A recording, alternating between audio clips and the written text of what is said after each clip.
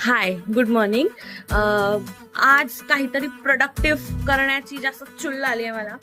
तर युजली काय होतं की मंडे सगळ्यांना बोर वाटतात.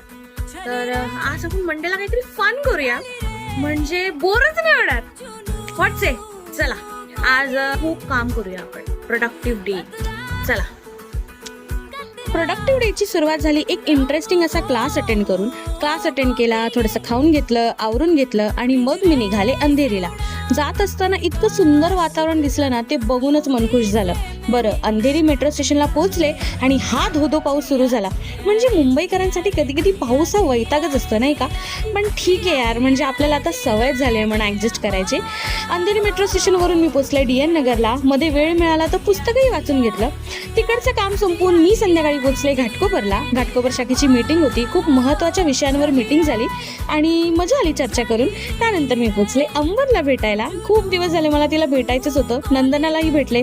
आम्ही खूप मजा मस्ती केली, खूप गप्पा टप्पा केला, मस्ती केली. सो असा होता माझा प्रोडक्टिव्ह डे. तुमचा मंडे कसा गेला कमेंट्समध्ये नक्की सांगा. बाय.